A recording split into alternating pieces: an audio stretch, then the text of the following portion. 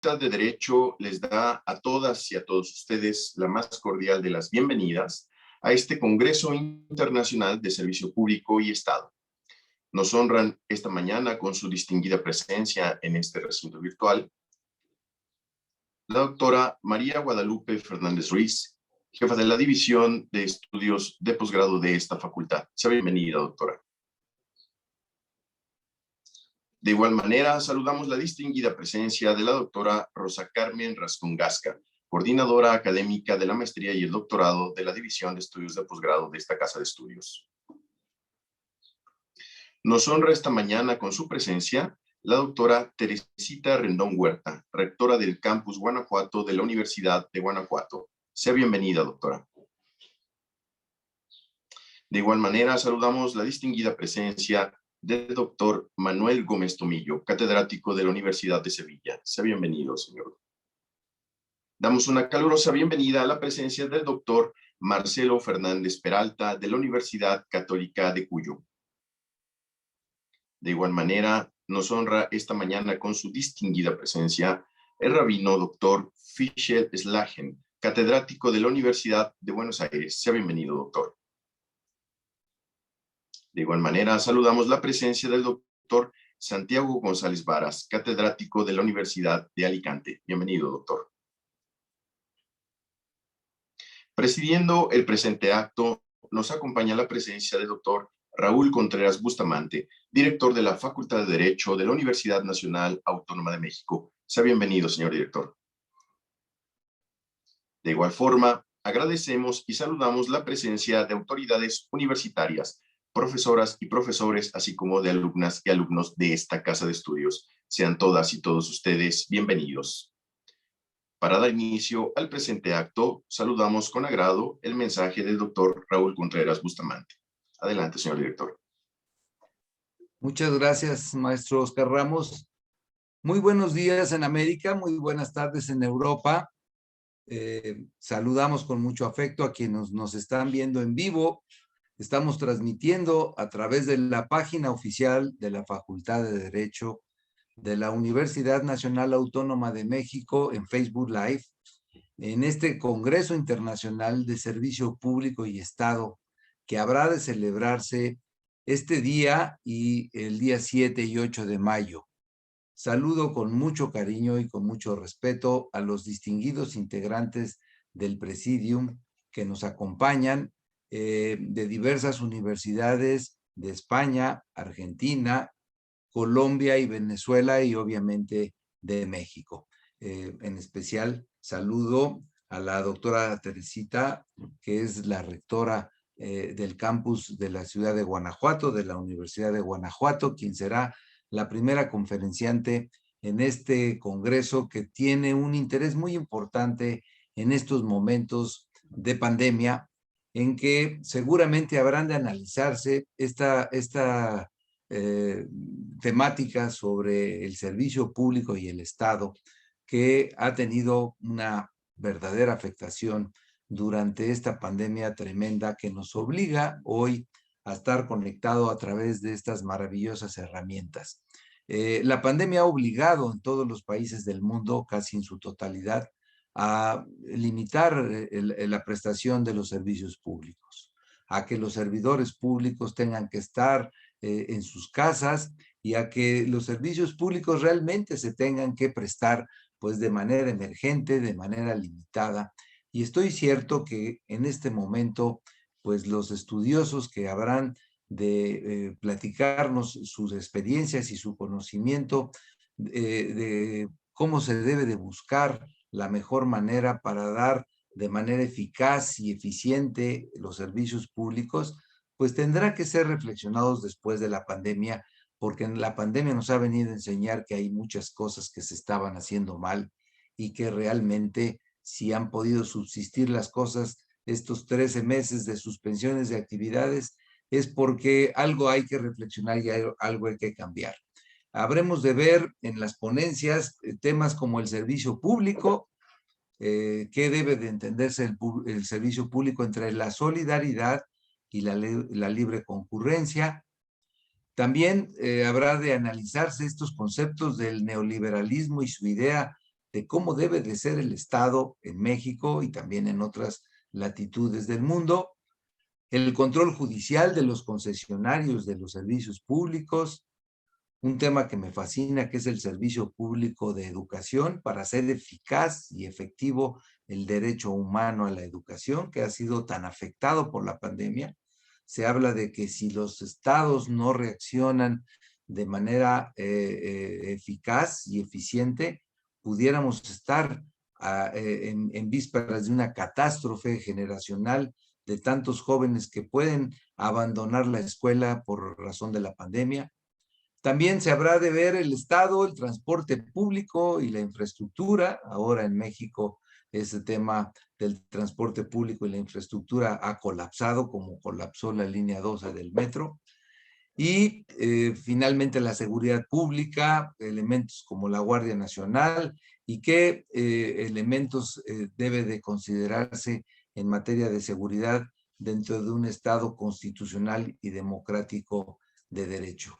Estoy seguro que las aportaciones maravillosas de quienes habrán de ser nuestros expositores y que han sido convocados por la doctora Guadalupe Fernández Ruiz, jefa de la División de Estudios de Posgrado, habrán de aportarnos ideas, conocimiento y desde luego también elementos de derecho comparado, pues para ir construyendo esta idea del derecho humano a la buena administración.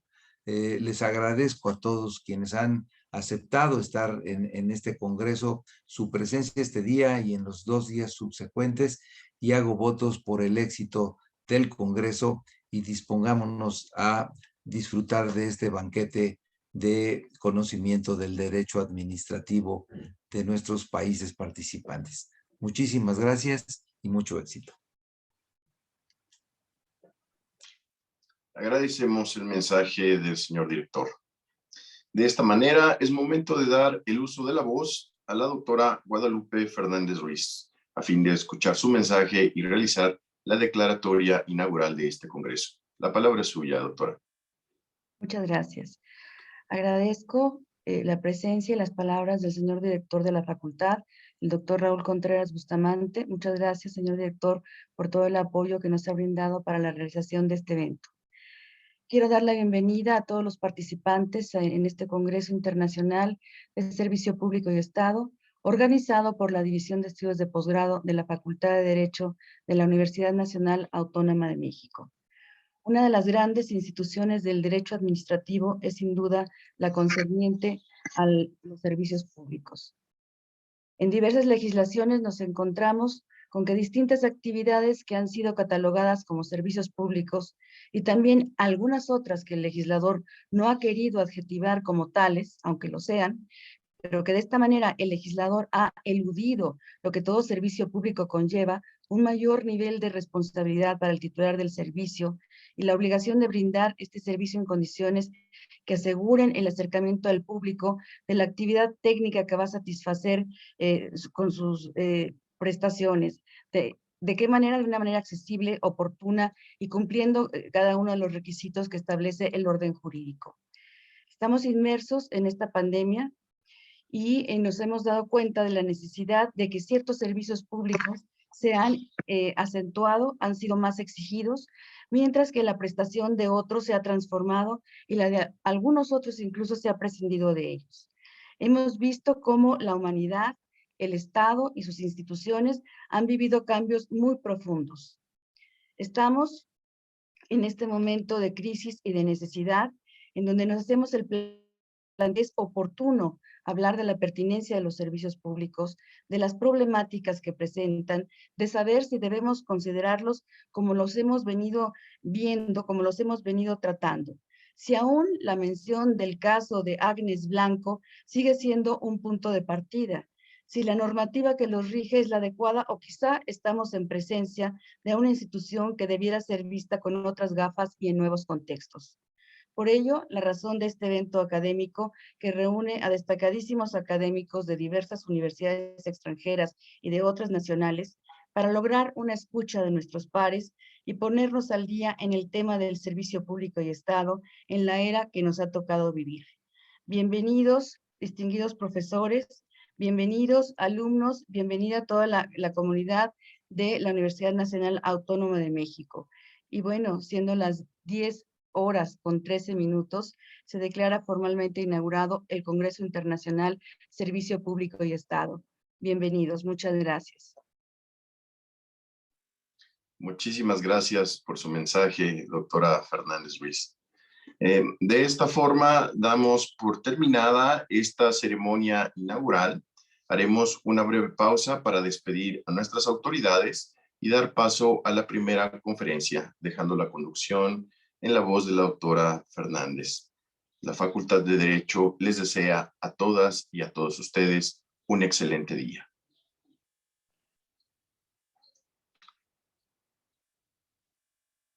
Bueno, pues demos inicio al primer bloque de este Congreso Internacional de Servicio Público y Estado, y es un placer para nosotros presentar a la doctora Teresita Rendón Huerta. Aquí me permito hacer un breve paréntesis. Quiero resaltar la presencia de estudiantes del posgrado, de la maestría, del doctorado, quienes van a participar haciendo la moderación y la relatoría en este congreso.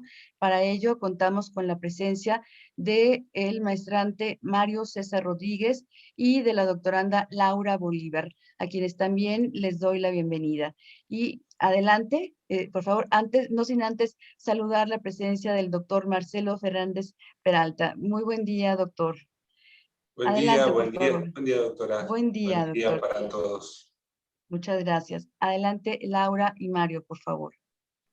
Muchas gracias, doctora.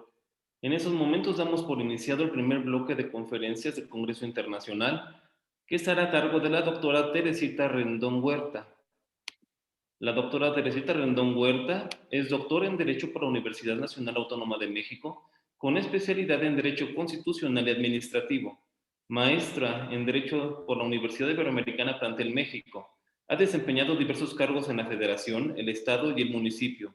Le han otorgado múltiples reconocimientos nacionales e internacionales. Es autora de diversas obras y más de 100 artículos publicados en revistas especializadas en temas jurídicos.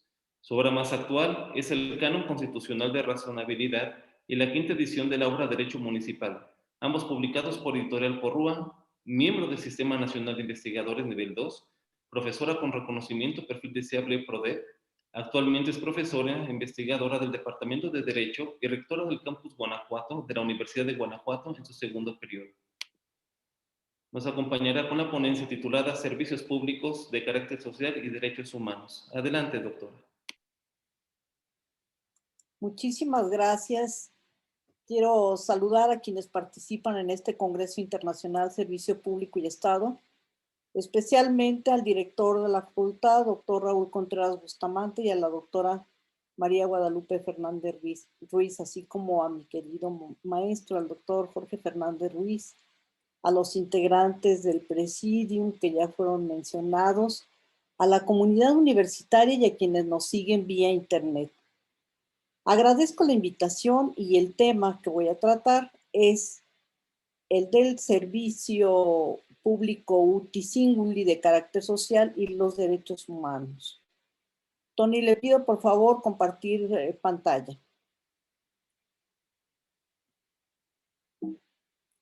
Los servicios públicos esenciales son aquellos que suministran prestaciones básicas a la población. Su correcto funcionamiento y regulación es fundamental para, y de eso va a derivar una triple clasificación para la economía, para la sociedad y para la seguridad.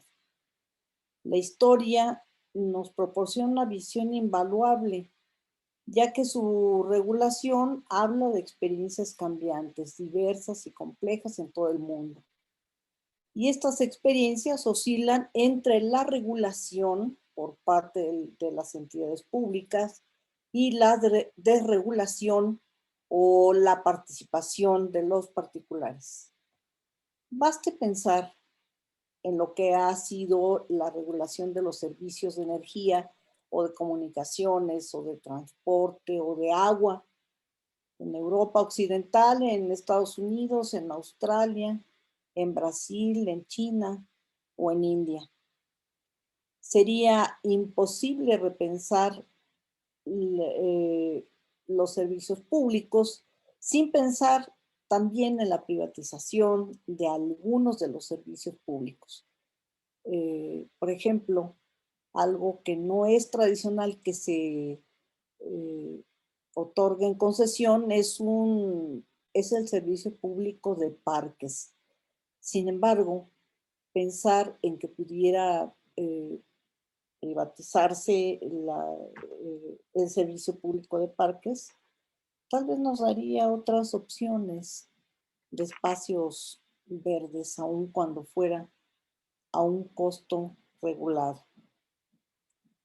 Llama la atención no solo los roles cambiantes del Estado, sino también del mercado y de las empresas en la regulación, organización y prestación de los servicios públicos. Los servicios públicos a través de la historia se han diversificado como resultado de factores de tipo histórico, político, económico, religioso, cultural y jurídico que han condicionado la trayectoria y también la aparición de nuevos y mejores servicios para la población. Pensemos tan solo un servicio que no es común en nuestros países en desarrollo, que es el servicio de teleasistencia, que va de la mano con el envejecimiento de la población. Entonces, esto es de una enorme importancia. ¿Cuáles son los servicios públicos uti singuli, como la otra cara de la moneda de los servicios uti universi?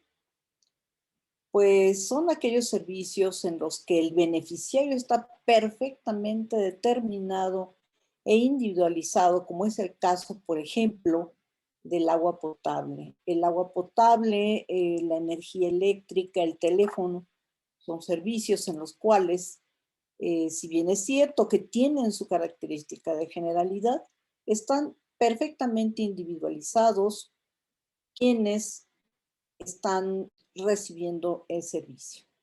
La relación que se establece entre el usuario y el ente público que presta el servicio es de carácter contractual y perfectamente identificable. Estos contratos normalmente son contratos de adhesión.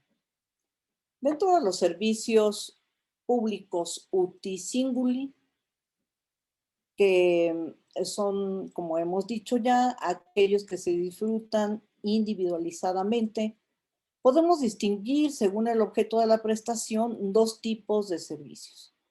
Los servicios públicos económicos, que satisfacen necesidades relacionadas con la actividad económica, y los servicios sociales, en los que la actividad prestacional tiene por objeto inmediato al ciudadano, como ocurre en el caso de la salud, la educación, la cultura y la asistencia social.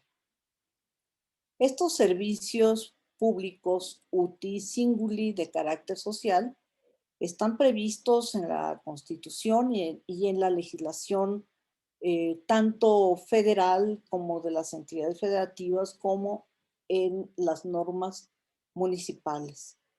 Algunos ejemplos aquí los tenemos, como es el servicio de educación previsto en el artículo 3º constitucional, el acceso a la cultura, el derecho al agua, que están también constitucionalmente consagrados en el artículo 4º, la protección a la salud, el medio ambiente sano, y en ese sentido tendríamos que pensar mucho en esa distancia tan enorme que existe entre la ley ferenda y la ley lata, entre el ser y el deber ser. Es una distancia enorme, y por otra parte también es una pena las condiciones en que se prestan algunos servicios. Por ejemplo, actualmente hablemos del servicio de salud, que a propósito de este servicio prioritario para el ser humano, resulta muy desafortunado que pues el pueblo de México se haya convertido en el hazmerreír en Dinamarca por un comentario del presidente que hizo de que los servicios de salud iban a estar como los del pueblo danés. Bueno, tenemos también como otro derecho consagrado constitucionalmente que no necesariamente es un servicio público, es el de la identidad y registro, el de la alimentación, el de la vivienda.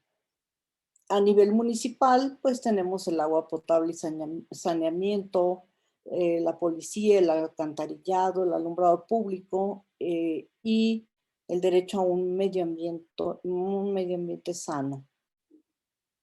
Actualmente se discute en el mundo si se debe consagrar también constitucionalmente el derecho a Internet, a tener un servicio, disponer de un servicio público. Algunos sostienen que debe ser inclusive de carácter gratuito, dado que ya es esencial, no solamente con motivo de la pandemia, sino en general es esencial para, sobre todo para el servicio de educación y para las comunicaciones. Los servicios públicos y los derechos humanos tienen una relación muy importante. En el caso específico de los servicios públicos a los que me he referido, que tienen un carácter social, estos servicios están constitucionalizados como derechos humanos económicos, sociales, culturales y medioambientales conocidos por sus siglas como DESCA o DESC. Los servicios públicos deberán transformarse en función de la constitucionalización de los derechos humanos, asumiendo el principio pro persona como directriz de su gestión. Esto es muy importante porque es un avance, no solamente participar de las características comunes que debe tener todo servicio público, sino además participar de las condiciones del ejercicio de los derechos humanos. Será necesario generar un amplio debate sobre los servicios públicos, en el cual se tome en consideración la fuerte presencia de los derechos humanos. Es indispensable una aproximación interdisciplinar y transdisciplinar a la teoría de los servicios públicos. Ya no puede ser una parcela dedicada exclusivamente a los juristas. Es necesario convocar a otros especialistas de diversas disciplinas para poder completar ese estudio que nos exige el mundo de hoy en materia de servicios públicos. Los servicios públicos deben verse como garantía del ejercicio de los derechos fundamentales positivados. No todos los derechos económicos, sociales, culturales y ambientales son derechos públicos. Esta podría ser considerada una verdad de perogrullo, pero es muy importante mencionarlo dado que es un principio de derecho público. Los DESCA o DESC, podríamos preguntarnos, ¿son simples cláusulas aspiracionales o realmente son derechos exigibles? Este es el verdadero meollo. La falta de respuesta unánime de los países en el mundo ha impedido el desarrollo de los derechos socioeconómicos. Su naturaleza debe ser definida. O son meras aspiraciones o son derechos estricto sensu. En los países desarrollados, la nutrición, la educación, la salud, la vivienda, los ingresos, por supuesto, la seguridad social, ya están cubiertos por sus disposiciones y porque el estado de bienestar y la ley así lo regula. Su exigibilidad judicial prácticamente es innecesaria. No hay necesidad de acudir a un tribunal para poder tener el derecho a la salud o para poder gozar del derecho a la educación. Por eso, la necesidad de hacer valer los derechos socioeconómicos es fundamental, sobre todo en nuestros países en desarrollo. Los países con los derechos socioeconómicos más fuertes, como Suecia, en realidad tienen muy pocos litigios. ¿Por qué? Porque tienen sistemas de bienestar sólidos. En los países en desarrollo, la necesidad de hacer valer los derechos socioeconómicos y dentro de ellos, bueno, pues el concepto de servicio público es fundamental. Se ha incrementado el uso de los conceptos indeterminados cuando las constituciones prevén dentro de sus apartados cláusulas de carácter abierto y estas cláusulas pues normalmente no representan un enfoque confiable porque dejan un umbral extremadamente alto para su interpretación. Por ejemplo, como todos los habitantes gozarán de mejores condiciones de vida, pues siendo conceptos jurídicos indeterminados, da un amplísimo margen para su interpretación. La verdadera naturaleza de los derechos socioeconómicos en muchos de estos derechos pueden ser realizables a través de un presupuesto. Si el Poder Legislativo determina partida presupuestal suficiente para el establecimiento, operación y prestación de ese servicio, pues no estará en problemas la población de estar esperando que se le otorgue. A veces se consagran como principios en lugar de derechos explícitamente exigibles. Son derechos a una provisión de recursos necesarios para vivir una vida digna. Son medios de posibilitar la existencia de los derechos civiles y políticos. De ahí que sea tan, pero tan importante el no solamente que estén consagrados constitucionalmente o que haya tribunales para acudir a ellos, sino que haya presupuestos suficientes para poder llegar a todos los ámbitos de la población.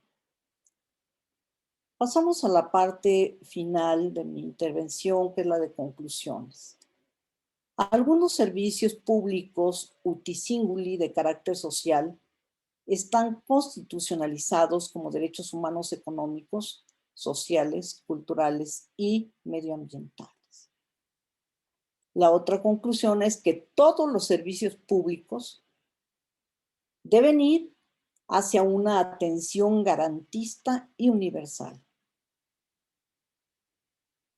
Causa una pena profunda saber que servicios como el servicio de transporte de pronto sufra percances y siendo este un congreso como sobre servicios públicos, no podemos cerrar los ojos ante la tragedia ocurrida en la Ciudad de México en un servicio público de tanta importancia como lo es el metro. Un abrazo solidario para quienes sufren las consecuencias de tan grave accidente que enluta a todos los mexicanos. Muchísimas gracias por su atención.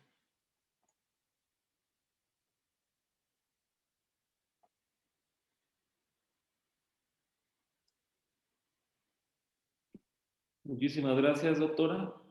Si me permite la doctora Fernández Ruiz hacer la entrega de su reconocimiento.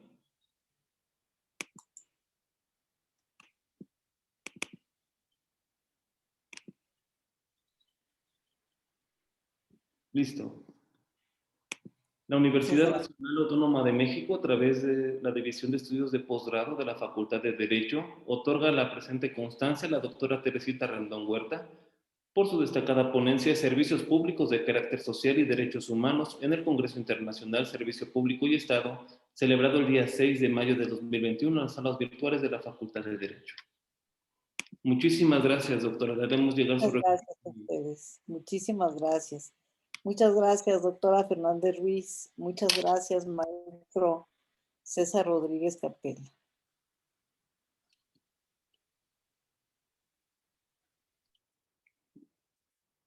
Bien, a continuación pasamos a la segunda conferencia del día de hoy, que estará a cargo del doctor Manuel Gómez Tomillo. Maestra Laura, adelante. Muchísimas gracias. Muy buenos días a todos. Buenas tardes en Europa.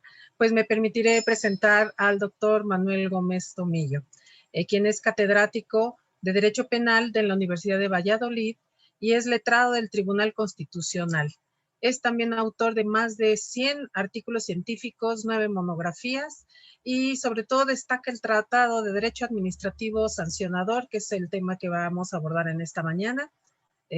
Y el nombre completo es Derecho Administrativo Sancionador, parte general, y este alcanzó incluso la 4ª edición en 2017 y está en preparación su 5ª edición.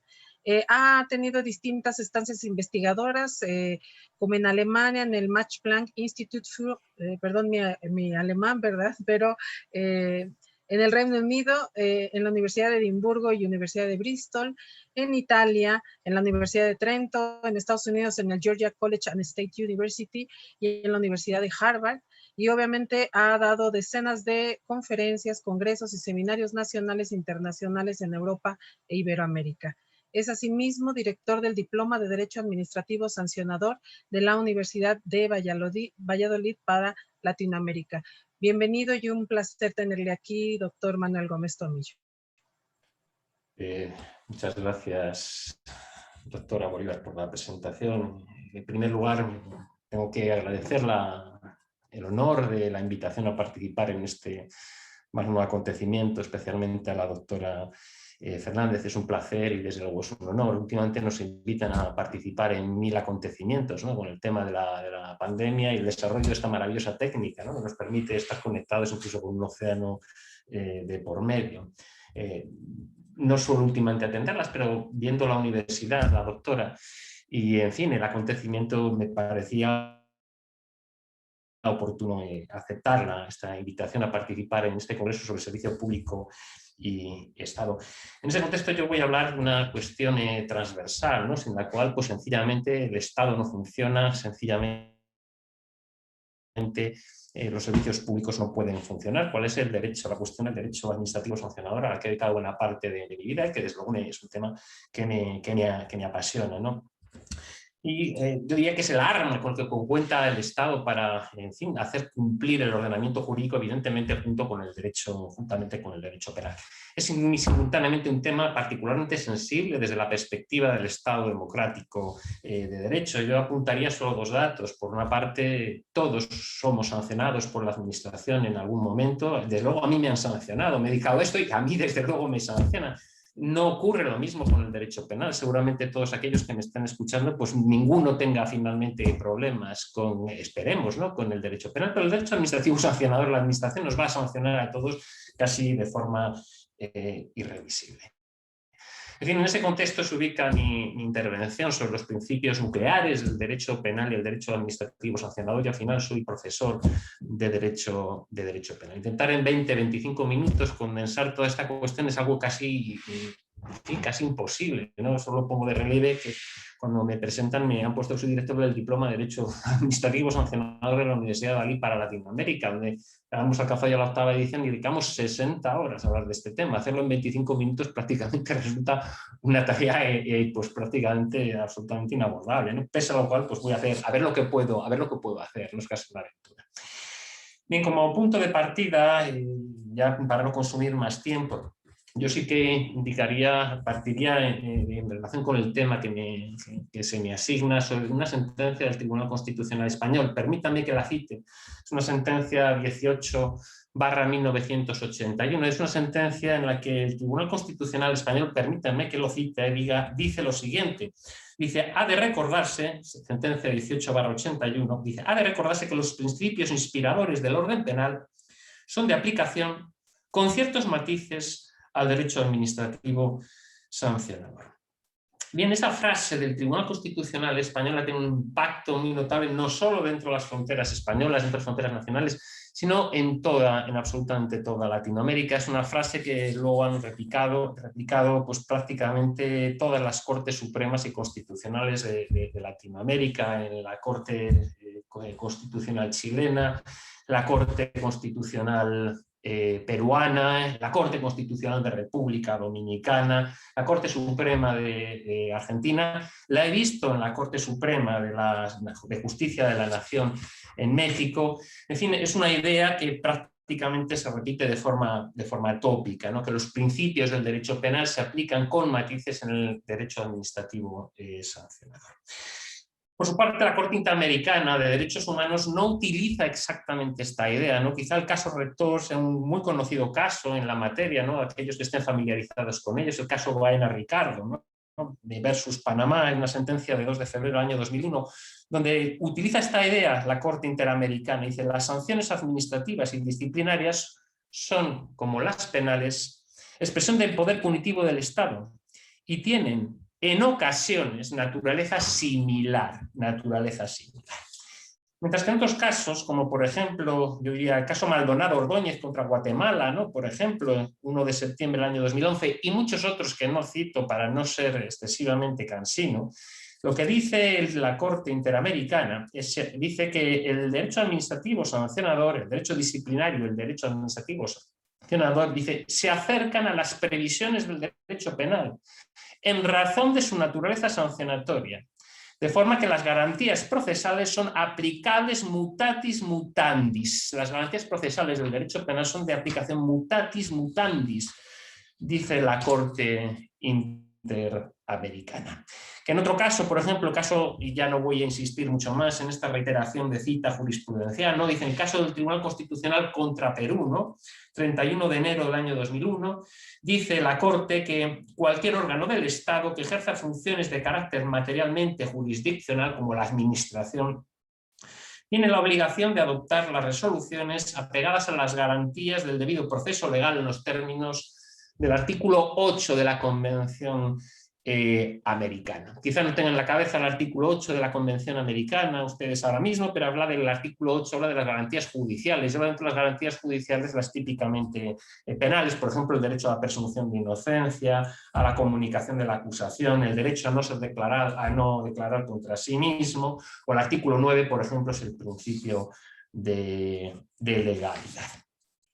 En fin, en ese contexto lo que hay que plantear es cuáles son los principios, en definitiva, del orden penal, qué matices, qué se entiende por matices, porque todo el mundo parece ya estar de acuerdo en que esos principios del orden penal deben aplicarse con matices al derecho administrativo sancionador. Y en última instancia, y ese es el esquema que voy a seguir, es qué principios son matizables y qué principios no son susceptibles de ser matizados. Esto es un congreso sobre el servicio público y Estado, pues parece una cuestión fundamental, porque a fin de cuentas el Estado y los servicios públicos, sin este arma del derecho administrativo sancionador, como se ha puesto de manifiesto con la pandemia, donde raro ha sido el Estado que ha hecho funcionar el régimen excepcional determinado por la situación de pandemia, en fin, lo ha hecho funcionar correctamente a través del derecho administrativo sancionador y en ocasiones a través del derecho penal. Pues bien, diría yo que en cuanto a los principios del orden penal, yo subrayaría 3 ideas. ¿Cuáles son los principios del orden penal? En primer lugar, diría que son principios consustanciales al derecho penal y al derecho procesal penal, no solo al derecho penal material. Yo creo que en eso todo el mundo podría estar de acuerdo.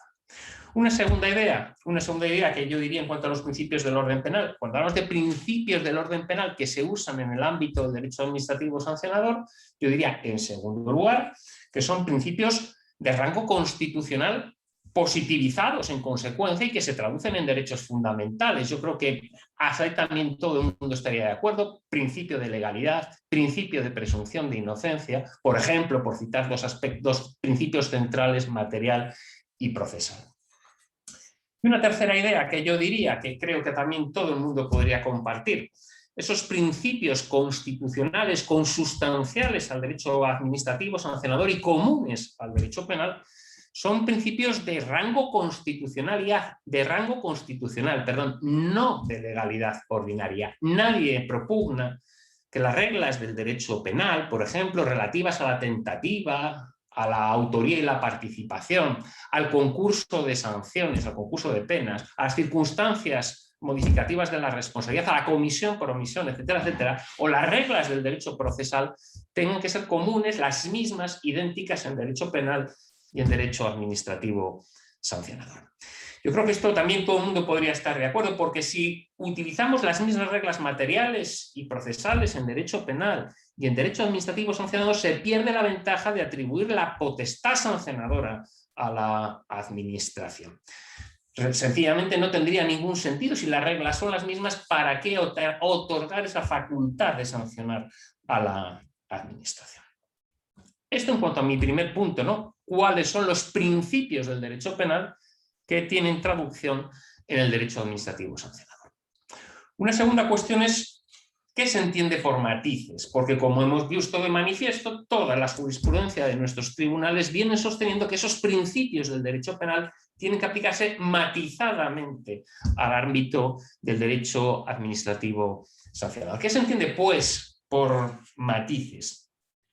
Permítanme en este punto citar a un autor español que todos ustedes seguramente lo conocen, es García de Enterría, ¿no? El profesor García de Enterría sostenía que cuando el Tribunal Constitucional Español hablaba de matices, debía entenderse como adaptaciones funcionales. Los principios del derecho penal deben adaptarse funcionalmente al derecho administrativo sancionador. Matices no son pues derogaciones, no se derogan esos principios. No hablamos de una derogación de estos principios, sino de una adaptación funcional. Y ahora aquí deduzco dos ideas.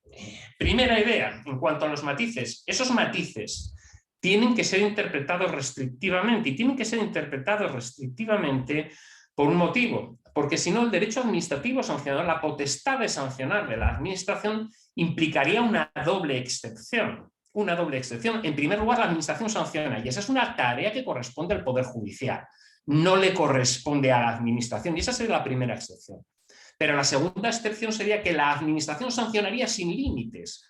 Y esa sería la segunda excepción, inaceptable en un Estado democrático de derecho. Y es que lo que ocurre es que muchas veces parece que es al revés, ¿no? Que en el derecho que la administración nos sanciona a todos y lo hace sin restricciones y que solo excepcionalmente adopta alguna de los principios del derecho administrativo sancionador. Y es al revés. La administración asume o debe asumir las limitaciones características del derecho penal, lo que por cierto es una ventaja porque los funcionarios públicos en principio tienen una cualificación jurídica inferior a la del Poder Judicial, ya es que luego hay funcionarios públicos muy brillantes y jueces muy malos y a la inversa, ¿no? Pero en principio tienen una cualificación inferior.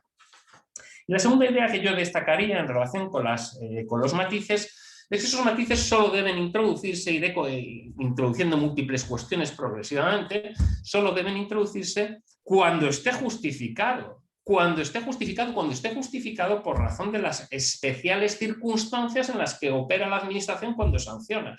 En definitiva, porque quien sanciona es la administración. En definitiva, solo están justificados matices, entiendo, en el ámbito procedimental, que es lo característico de la administración, que sanciona con un procedimiento específico diferenciado de aquel del derecho procesal. Pero solo son matizables, pues entiendo, los principios procesales y no los principios materiales. Ahora intento desarrollar esta última idea. He dicho que solo son matizables los principios procesales, no los principios materiales. ¿Cuáles son los principios materiales consustanciales al derecho penal que no son susceptibles de ser matizados? Pues yo diría, hombre, el principio de legalidad, el principio non bis in idem, el principio de culpabilidad y el principio de proporcionalidad. Todos ellos son independientes del hecho de que hay que sancionar la administración. Principio de legalidad, nullum crimen, nulla poena sine lege. Nadie puede ser sancionado por hechos que no constituyan infracción administrativa en el momento de su comisión. Eso ocurre con el COVID. Muchas veces, muchos problemas, muchos congresos a los que he asistido, nos encontrábamos con que resulta que las conductas que estaban previstas, que se pretendían sancionar, por ejemplo, no respetar el toque de queda, resulta que no estaban previstas en una norma con rango de ley. El principio de legalidad no está de vacaciones, en fin, con ocasión de la situación pandémica que nos une a todo el planeta. Y los 4 corolarios que están asociados al principio de legalidad, ¿no? Principio de taxatividad, principio de prohibición de analogía, la reserva de ley tan maltratada en Latinoamérica, ¿no? Donde quien al final tipifica, al final quien legisla no es el Parlamento, quien tipifica, quien, en fin, en definitiva, es la propia administración que legisla y además juzga, ¿no? Da una doble excepción al principio de separación de poderes. Y el principio de irretroactividad como última garantía vinculada al principio de legalidad. Todos con una enorme complejidad. Pero también se encuentran entre los principios materiales que no son susceptibles de ser matizados, yo diría que claramente el principio non bis in idem, que también resulta pateado en tantas ocasiones, ¿no? Esa prohibición de acumular 2 o más sanciones por los mismos hechos, singularmente penales y administrativas, y que constituye todo un universo jurídico en el que yo no me puedo detener, pero que podríamos dedicarle incluso varias horas y tesis doctorales. O el principio, en tercer lugar, el principio de culpabilidad, que yo subdividiría esencialmente, aunque es algo más complejo, en el principio de imputación subjetiva y el principio de personalidad de las sanciones. El principio de imputación subjetiva, la prohibición de sancionar sin dolo o culpa, la prohibición de responsabilidad objetiva, que soy muy consciente de que en el derecho administrativo sancionador en general en Latinoamérica se respeta poco, donde se exige una responsabilidad objetiva. Yo me preguntaría muchas veces, oiga, ¿qué sentido tiene, por ejemplo, sancionar a quien no presenta declaraciones de impuestos porque se encuentra inconsciente en una unidad de cuidados intensivos porque padece COVID? ¿Hay que sancionar a ese señor que actúa sin dolo y sin culpa? Creo que el principio de imputación subjetiva juega de forma irrestricta en el ámbito del derecho administrativo sancionador. O el principio de personalidad de las sanciones, la prohibición de sancionar por hechos de otro, la prohibición de sancionar ex iniuria tertii. En el diplomado yo siempre cuento una anécdota, ¿no? que recuerdo de la prensa, es una anécdota simplemente de prensa, ¿no? En el que recuerdo que se hablaba de un conocido cantante español, aunque Joaquín Sabina, supongo que todo el mundo lo conoce, en el que recuerdo la historia, ¿no? La noticia de prensa era que Joaquín Sabina, después de un concierto en Uruguay, había dado una rueda de prensa y en el seno de la rueda de prensa había encendido un cigarrillo. Obviamente al día siguiente, vulnerando la normativa antitabaco, ¿no? Vigente. Pues al día siguiente Joaquín Sabina se va para Madrid, ¿no? Que es donde vive.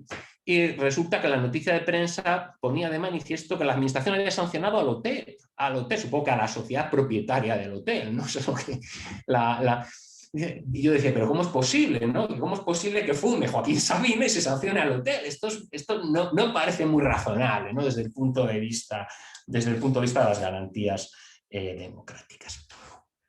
Tampoco creo que sea susceptible de ser matizado el principio de proporcionalidad, la prohibición de sanciones excesivas. Se puede sancionar excesivamente, en fin, ahí hay un universo también en el que sencillamente no me podría detener.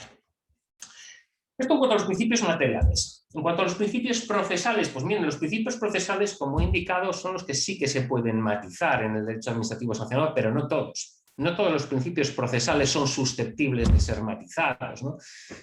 Por ejemplo, yo creo que en primer lugar no cabe matizar el principio de presunción de inocencia, que se ha traducido en el derecho a la presunción de inocencia a nivel constitucional. Esto no es una cuestión española, esto es una cuestión de, en fin, de todos los países que puedan estar aquí representados y desde luego de una cuestión, y por supuesto también en México. Es decir, la administración tiene que acreditar, más allá de toda duda razonable y tiene que hacerlo por métodos lícitos y además tiene que motivarnos sus resoluciones, que el ciudadano cometió una determinada infracción, sin que quepa presumir en absoluto lo contrario. Y esto no es matizable. ¿Por qué va a matizarse? ¿Por qué va a matizarse? ¿Qué razón concurre para matizarlo?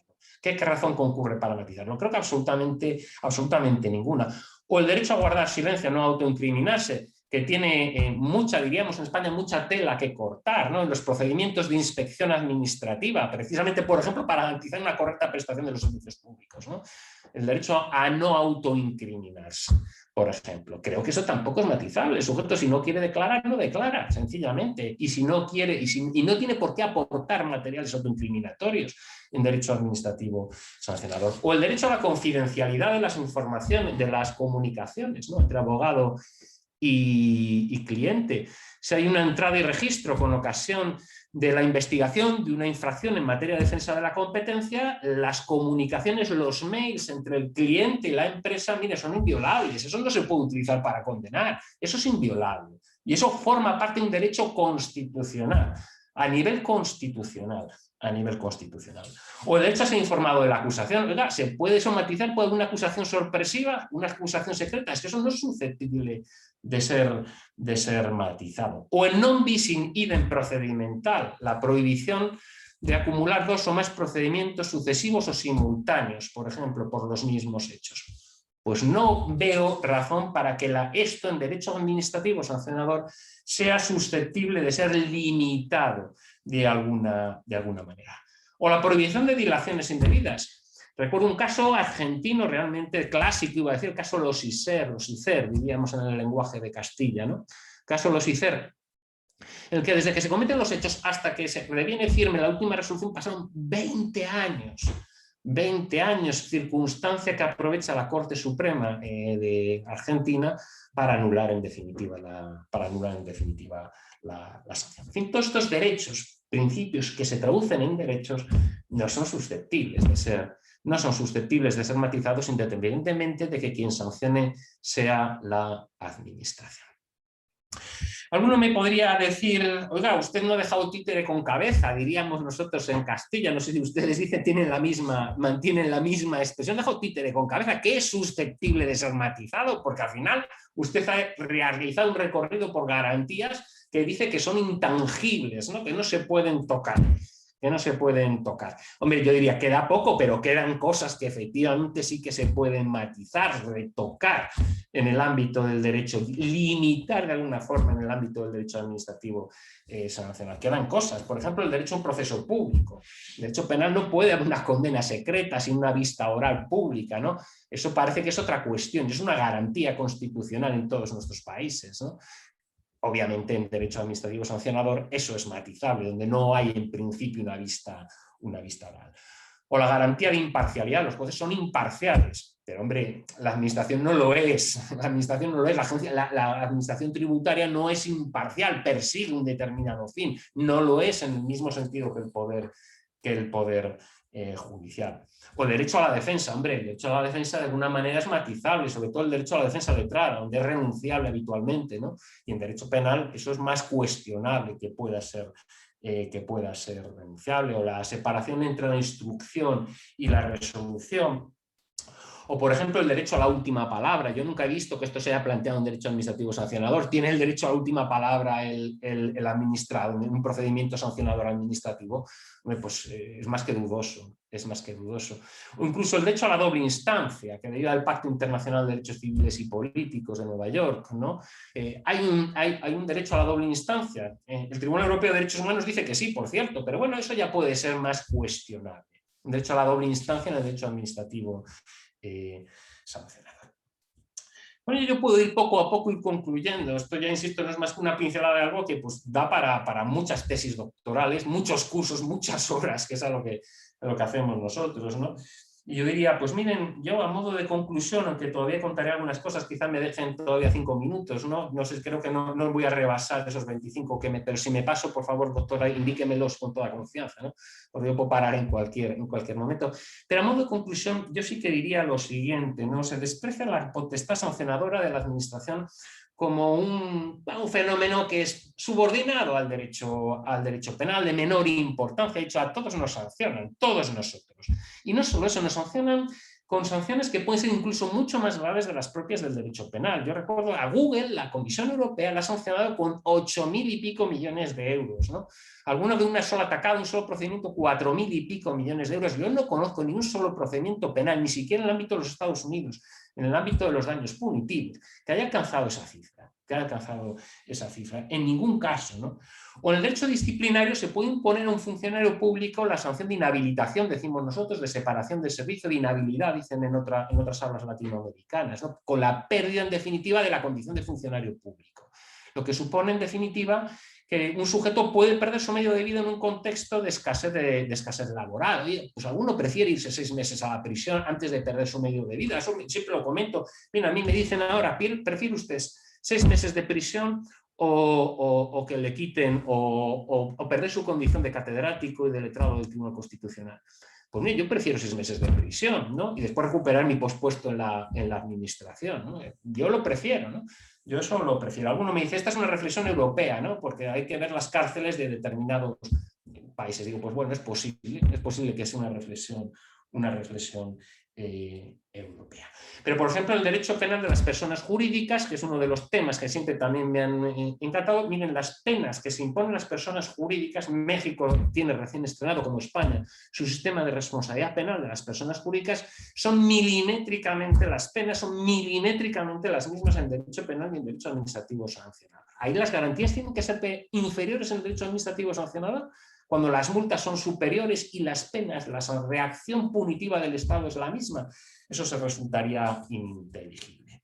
En definitiva, yo creo que la administración tiene que sancionar para preservar los servicios públicos, tiene que sancionar para preservar el ordenamiento jurídico, es el arma del Estado, una de las armas junto al derecho penal, para preservar el correcto funcionamiento, el respeto al ordenamiento jurídico, el respeto al funcionamiento correcto de los servicios públicos, pero tiene que hacerlo con garantías para evitar que se convierta, en definitiva, el Estado, incurra el Estado en el pecado del autoritarismo y de la arbitrariedad. Es más, y con ello sí que ahora iré concluyendo, ¿no? Yo creo que en ocasiones las garantías del derecho administrativo sancionador han de ser hasta superiores al derecho penal. Y hay múltiples ejemplos, pero yo ahora no querría detenerme en todos ellos. Pero piénsese, por ejemplo, para ver cómo las garantías incluso son superiores en el derecho administrativo sancionador, o han de ser superiores en el derecho administrativo sancionador que en el derecho penal. Piénsese, por ejemplo, en el derecho a la inviolabilidad de las comunicaciones. Pues, hombre, en derecho penal, en derecho procesal penal y en el Tribunal Constitucional, lo vemos constantemente, se interceptan las telecomunicaciones para, por ejemplo, en materia de narcotráfico, por ejemplo, terrorismo, en delitos graves. Miren, eso no puede ser en derecho administrativo sancionador, no se puede interceptar las telecomunicaciones, las llamadas telefónicas, por ejemplo, para reprimir o investigar una infracción administrativa. Luego las garantías son superiores. O el derecho a la intimidad, pues miren, en derecho penal vamos desarrollando, procesal penal, una serie de instrumentos de investigación que no están al alcance del derecho administrativo sancionador. Por ejemplo, me refiero, a cuestión como balizamiento de vehículos, registro remoto de ordenadores, utilización de aparatos de captación de la imagen y del sonido a distancia, por ejemplo, ¿no? Ese tipo de cuestiones. Introducción de micrófonos en un vehículo, por ejemplo, ¿no? Ese tipo de métodos tecnológicos de investigación empiezan a generalizarse en el ámbito del derecho procesal penal, pero no caben en el derecho administrativo sancionador. Luego las garantías son superiores en derecho administrativo sancionador, o deben ser superiores que en derecho penal.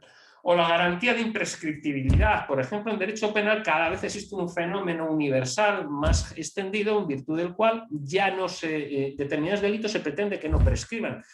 Lo más común, delito de genocidio, lesa humanidad, ya se empieza a extender a otro tipo de delitos, como por ejemplo en materia de corrupción, delitos sexuales, se empieza a discutir. Eso no cabe en derecho administrativo sancionador. ¿Cabe que una infracción administrativa no prescriba nunca?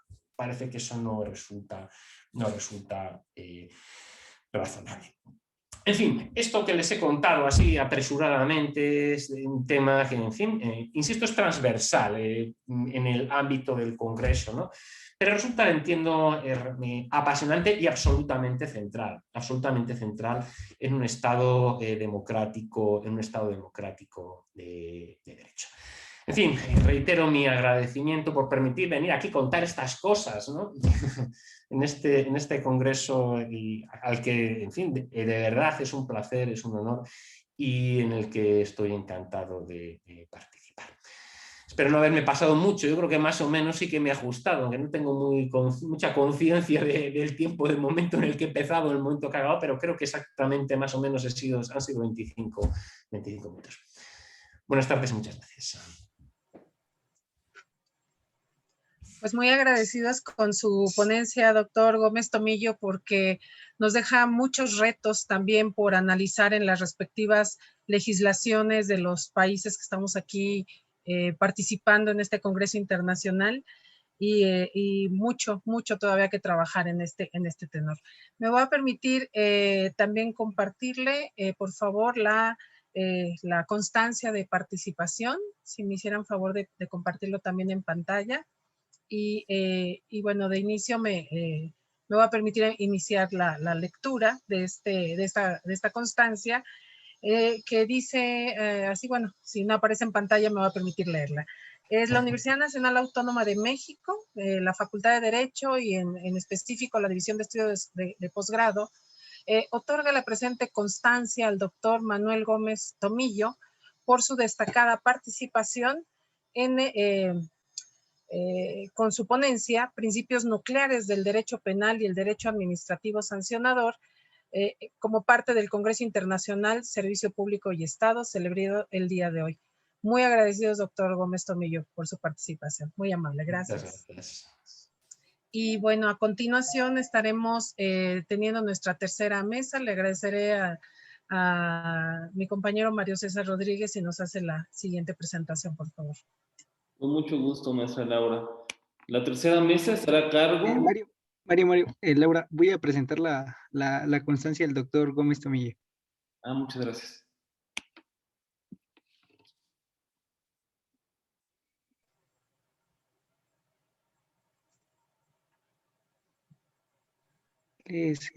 Solicito menos de 20 segundos en lo que se carga la constancia. Una disculpa.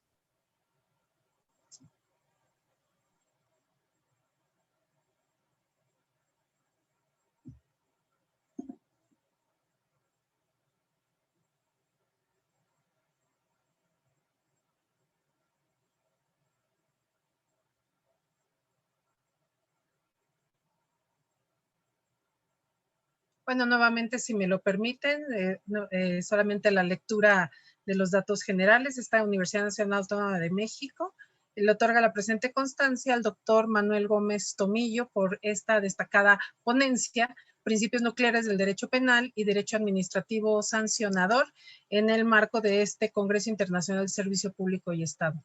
Muy agradecidos nuevamente, doctor Gómez Tomillo. Gracias.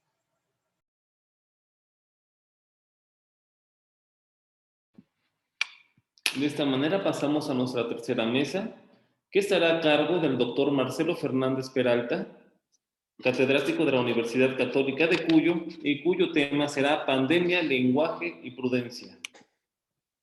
El doctor Marcelo Fernández Peralta es abogado, magíster en Derecho Empresarial, doctor en Derecho por la Universidad Austral de Buenos Aires, Argentina, profesor de Filosofía, Lógica del Derecho en la Universidad Católica de Cuyo, en San Juan, Argentina.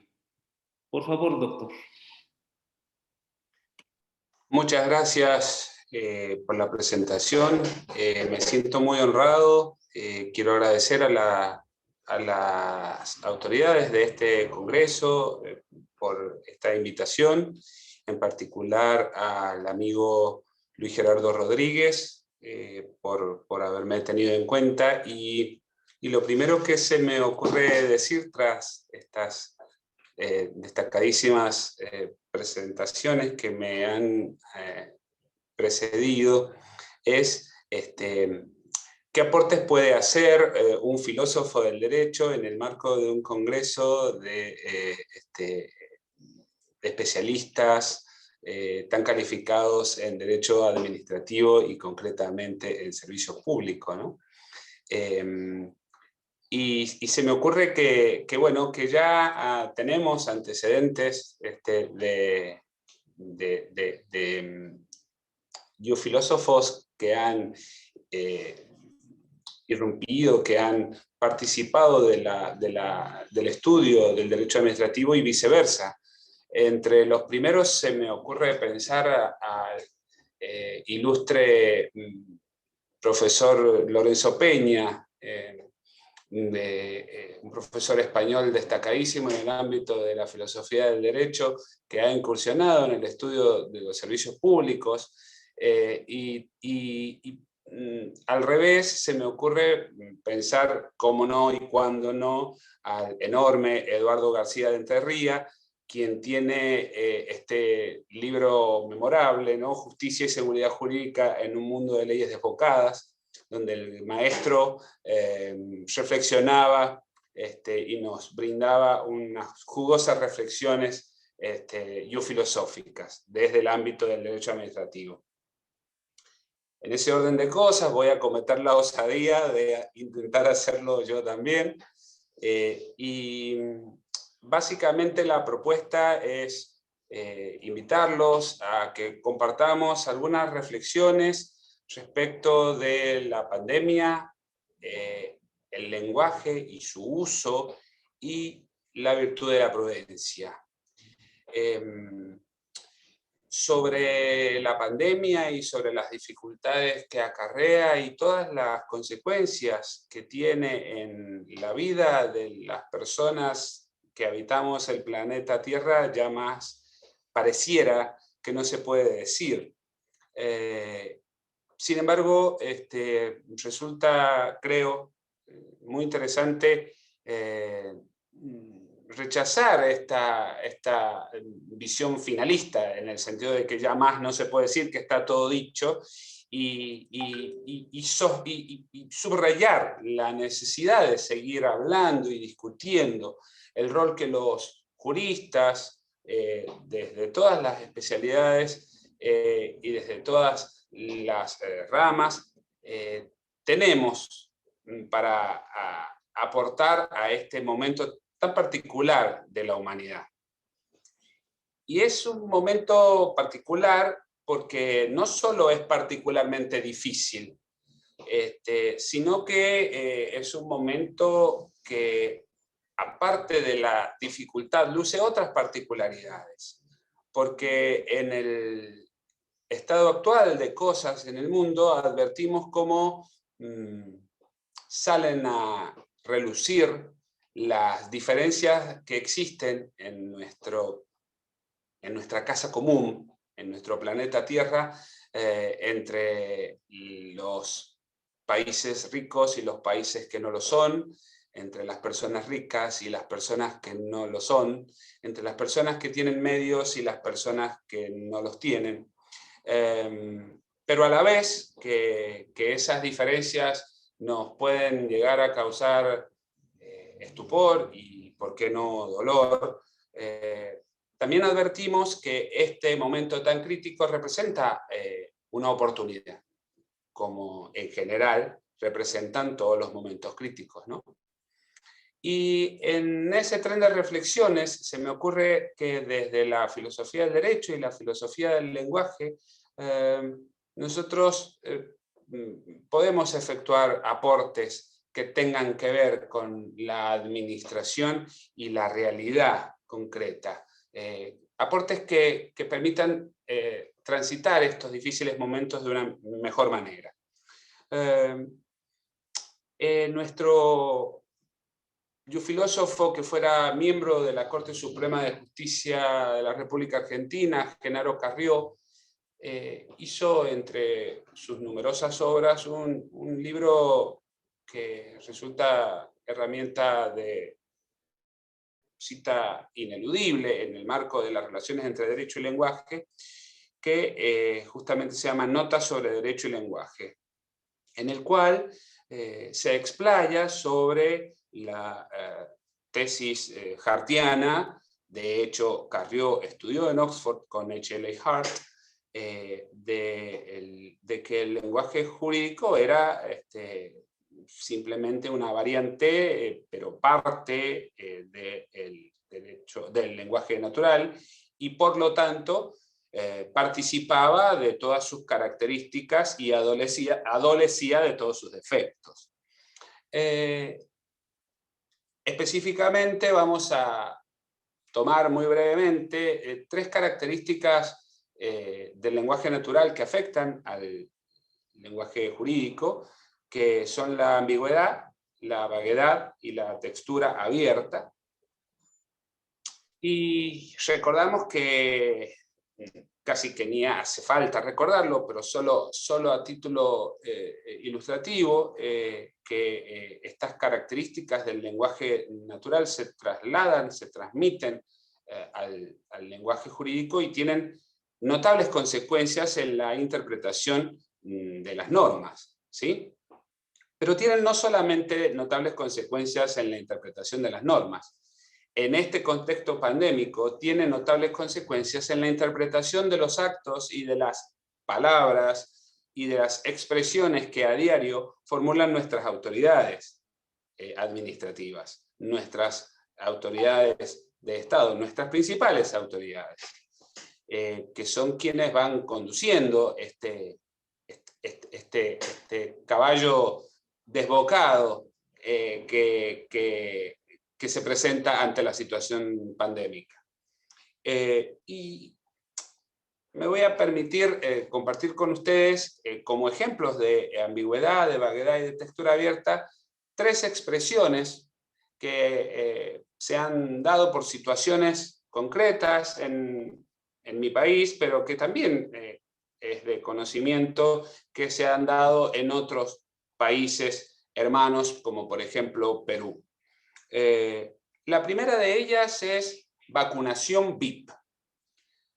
No sé si todos entienden qué significa vacunación VIP, tal como como se ha dado en llamar en la Argentina. La vacunación VIP se ha recibido este nombre en la Argentina, una serie de eventos en los cuales se ha procedido a la vacunación de personas a las que por el sistema y por el sistema de prioridades que establecía la normativa vigente para los turnos de vacunación no les correspondía, o sea, tuvieron la oportunidad de vacunarse antes de tiempo. Por eso se les dio en llamar vacunación VIP. Pero claro, VIP, como todos sabemos, es very important people, ¿sí? Entonces, la reflexión es, ¿quién es very important people hoy en una sociedad? ¿Quiénes son aquellos a quienes podríamos denominar very important people, ¿sí? Y entonces, esa reflexión abierta, por supuesto, cada uno de ustedes podrá en este momento estar haciendo sus propias elucubraciones, y son personales, por cierto, pero lo cierto es que tenemos un desafío de lograr acuerdos sobre quiénes son las verdaderas very important people en una sociedad en un momento de pandemia, ¿sí? Un segundo ejemplo es personal esencial, ¿sí? ¿Quién es esencial en una situación de pandemia en una sociedad? Y entonces, como ejemplo, seguramente estaremos todos pensando, bueno, los médicos, que son quienes nos curan si nos enfermamos. Si no, yo creo que ahí hay poco margen de discusión. Pero sin embargo, solo como reflexión, porque, insisto, esta es la finalidad de esta modesta intervención, me pregunto, ¿y los cajeros de los supermercados? ¿Los choferes del transporte público no revisten tanta esencialidad como un médico? el cajero del supermercado que le cobra los alimentos al médico no es tan esencial como el médico. El chofer del transporte público que traslada al médico a su trabajo no resulta tan esencial como el médico. Sin embargo, por lo menos, no sé en vuestros países, pero en nuestro país, los choferes del transporte público y los cajeros de supermercados todavía no han tenido acceso a la vacunación. Entonces, digo, son reflexiones que nos plantea esta situación de pandemia. El último de los ejemplos es un ejemplo concreto de una primera figura del Poder Ejecutivo de mi país, del Poder Ejecutivo Nacional, que ha calificado a una sentencia de la Corte Suprema de Justicia de la Nación que le ha resultado adversa en un juicio que la Corte tomó como de competencia original, que consistía en un reclamo de la Ciudad Autónoma de Buenos Aires contra el gobierno nacional que le había impuesto la suspensión de las clases presenciales. El fallo resultó adverso favorable a la Ciudad Autónoma de Buenos Aires, adverso al Poder Ejecutivo Nacional, y las autoridades del Poder Ejecutivo Nacional lo han calificado de golpe institucional, ¿sí? El uso desmedido del lenguaje, como ya lo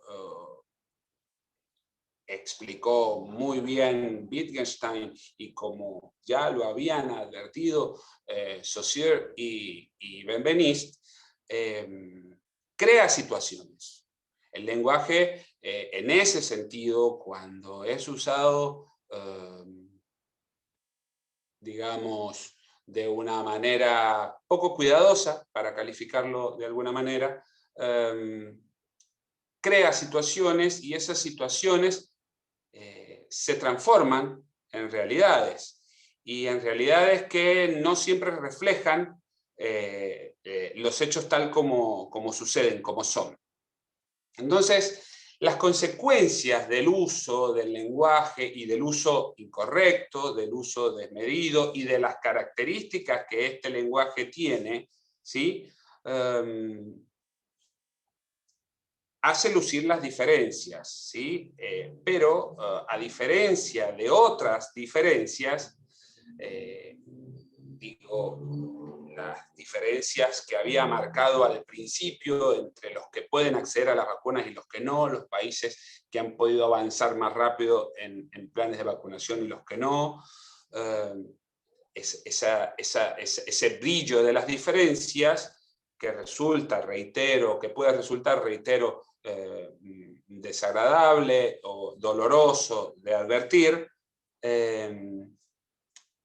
es una diferencia que, a diferencia del común de las diferencias de ese tipo, es una diferencia que, como ha advertido el presidente de los Estados Unidos, de una manera, me permito calificar de muy sagaz, solo se puede salir juntos. O sea, a diferencia de otras diferencias, esta diferencia solo se puede saldar si tiramos realmente todos para el mismo lado y si justamente nos olvidamos de las diferencias. Se habla en este momento, creo que es el tema a nivel mundial, de la liberación de las patentes de las vacunas. No es una idea como muy genial, es una idea como muy lógica, ¿sí? Porque de nada sirve que existan países que logren porcentajes de vacunación altísimos si en otros países los porcentajes de vacunación son bajos y las cepas se siguen multiplicando, porque tarde o temprano los van a alcanzar. Entonces, esa oportunidad que representa esta crisis tan profunda que vive en este momento nuestros países, es la oportunidad de concretar el principio pro homine, que se mencionó en la primera de las ponencias. De obtener una verdadera concreción del principio pro homine, ¿sí? Y el modo que desde la filosofía jurídica se me ocurre que se puede concretar esto es a través de la virtud que es dable exigir a nuestros gobernantes, de la virtud de la prudencia. Fíjense ustedes, les recuerdo a quienes hayan tenido la oportunidad de leer la Suma Teológica de Tomás de Aquino, que Tomás de Aquino trata sobre la virtud de la prudencia junto con la virtud de la justicia, pero antes. Junto con la virtud de la justicia, pero antes. ¿Y por qué lo hace junto, pero antes? Claro, porque para poder ser justo, primero hay que discernir lo que le corresponde al otro. Y ese discernimiento se logra a través de la prudencia, ¿sí? Un autor argentino, referente, maestro de muchos de los que ejercemos la filosofía jurídica, que es Carlos Ignacio Mazzini Correas, que en una de sus múltiples obras, llamada precisamente La prudencia jurídica, nos explica que el último acto del juicio, esto es, el último acto de los momentos en que se puede dividir el análisis de la virtud de la prudencia, y con esto termino, es el mandato, ¿sí? O sea, es el mandato, es la ejecución de la decisión. Y en este mandato es donde luce lo justo concreto, que es, como vuelvo a Tomás de Aquino, se da en llamar en la escuela de ius naturalista a la cual adhiero, el momento de la determinación del derecho, que es donde está el derecho realmente. No tanto en la ley, sino en la determinación, en la decisión concreta del operador jurídico. La concreción, la determinatio. Y esta determinatio, esta concreción, es no solo propia de la prudencia jurídica en la decisión judicial, sino también, y más que nunca ahora, aplicable al poder administrador.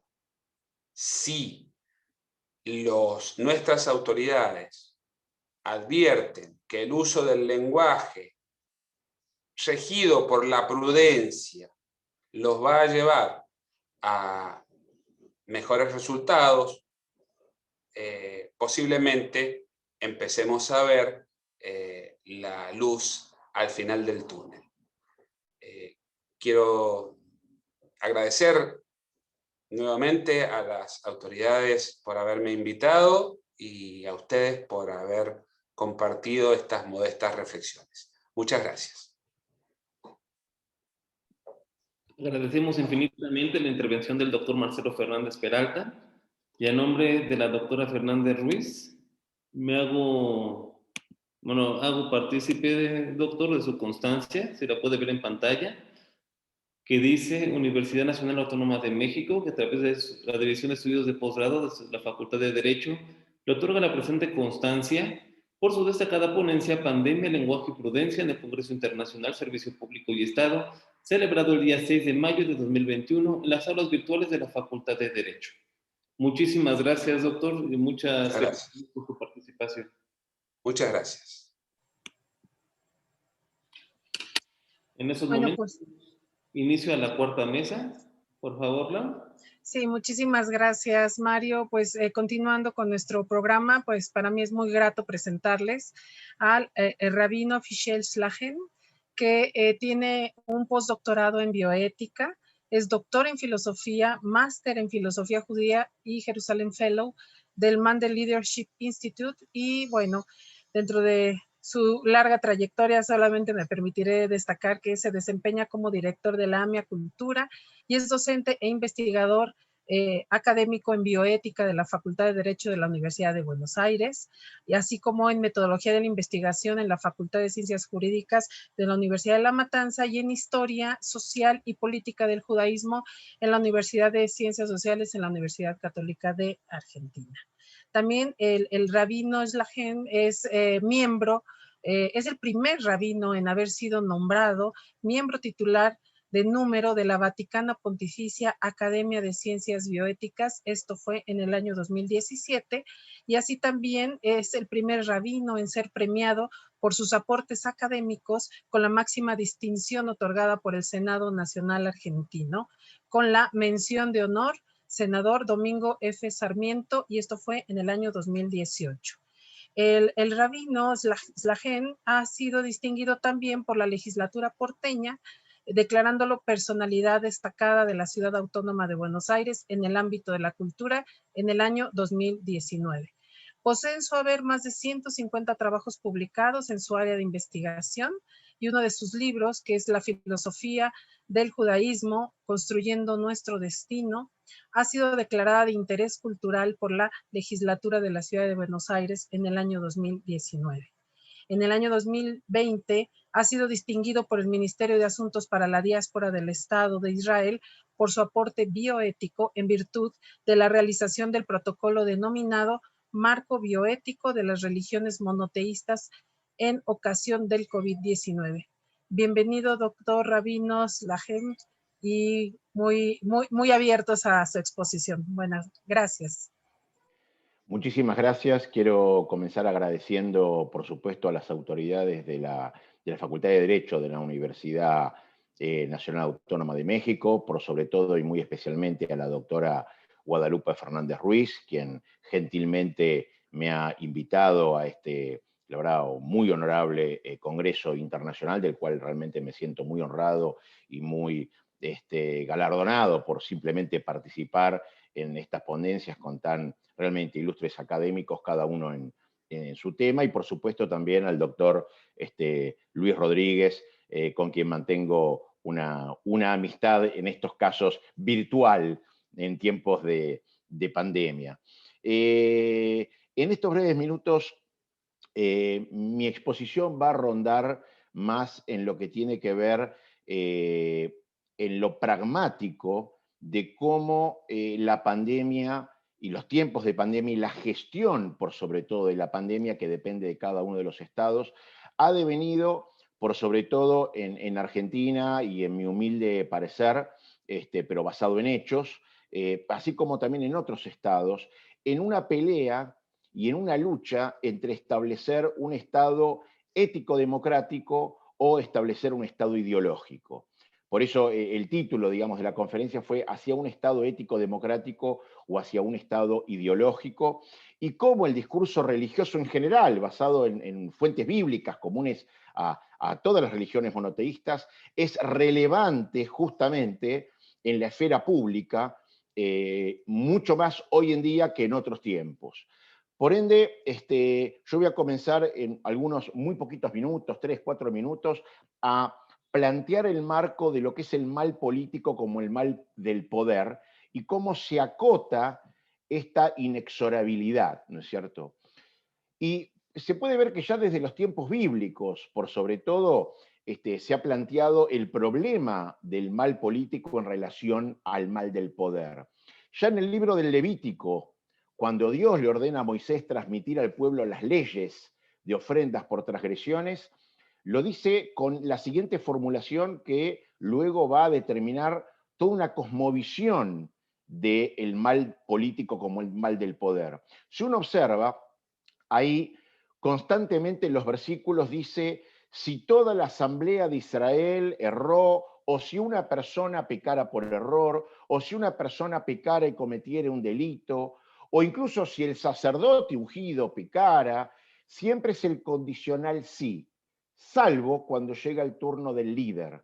Cuando llega el turno del líder, dice, cuando el líder pecare.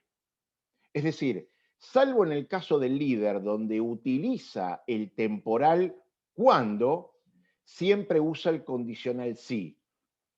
indicando para el primero no una hipotética ocasión, sino una certeza en su transgresión.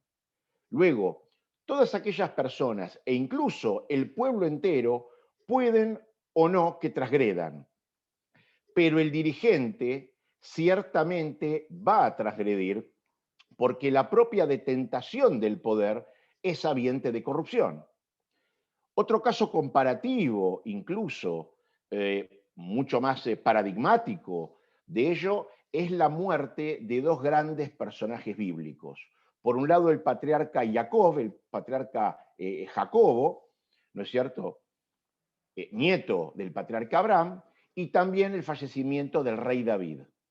El Génesis relata justamente que Jacob, quien jamás tuvo poder gubernamental y habiente de una visión de los últimos días, antes de fallecer, lo que hace es bendecir a sus hijos que han sido rectos y amonesta a quienes se desviaron.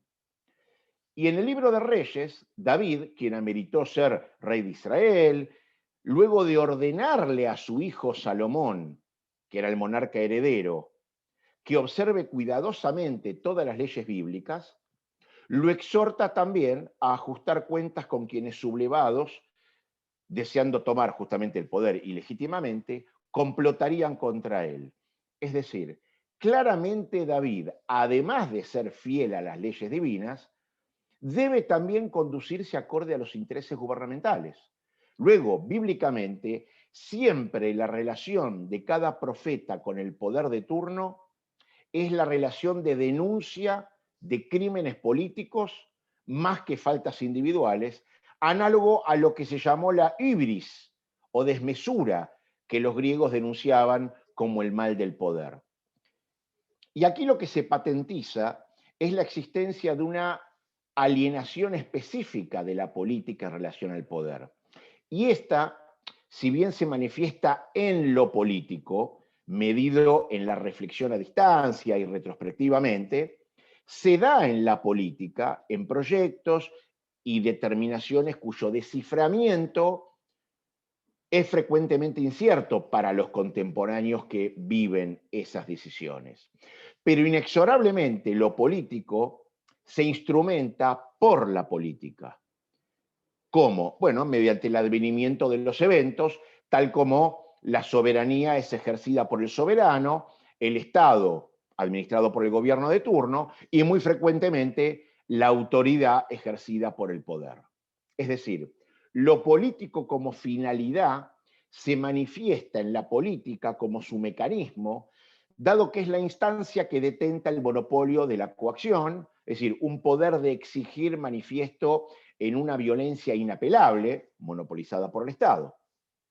Y es por ello que la política no solo es el ejercicio del poder, su conquista y su conservación, sino también, como dice Max Weber en su La política como vocación, es la influencia en su distribución, la distribución del poder, dentro del Estado o entre Estados. Y aquí continúa el problema de la política como específico problema del poder, estando definida en relación a este, y no porque sea malo per se, sino por ser una dimensión humana que se encuentra dominantemente sujeta al mal y de hecho siendo su mayor oportunidad y su mayor demostración. Ahora, esta dimensión del mal en relación al poder político también fue reconocida desde Platón a Maquiavelo.